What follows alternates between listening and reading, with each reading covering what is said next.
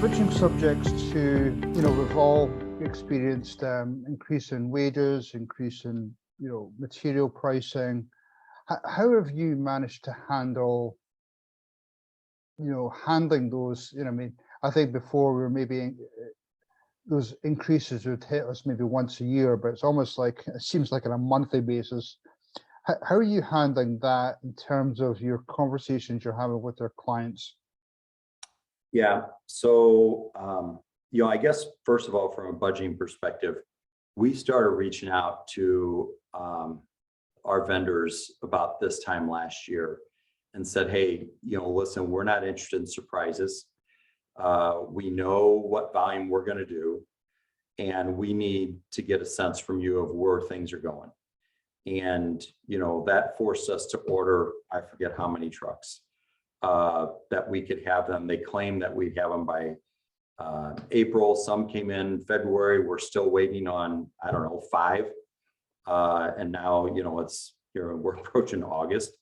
So even trying to plan as good as we could, we still got stung a little bit. But our material costs, our direct material costs, were right about what we were expecting, which was we're right about 20% higher than what we were a year ago.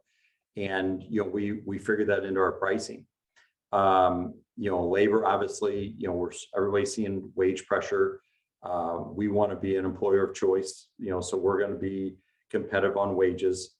But, I think you have to go to your customers and you have to be transparent with them. We communicate with our customers a lot. I just sent out an email on Friday for our account managers to forward that just talk through this.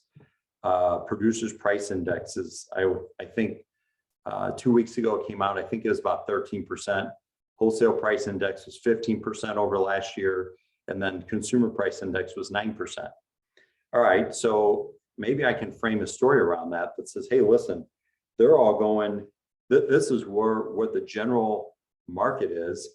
If we can keep our prices, 5-10%, somewhere in that range, I think we're doing our customers a really good job, and we're communicating that with them. And it's case by case, right? There might be some where it can be lower. It might be somewhere it needs to be higher if you had a new customer and you bid wrong. But I think you have to be disciplined and have compelling reasons for your customers to want to pay it. Whenever one of our account managers come back to me and say, well, they made a change on price, it turns into a little longer conversation than what they wanted, because I don't think anyone makes a change solely on price. What the customer was really telling you is that you failed to provide the value I was expecting from you. So, if you're going to ask Mercedes-Benz, what's your strategy going into a recession?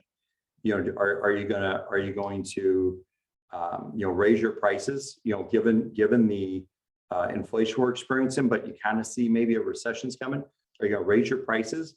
Are you going to reduce the quality of your product?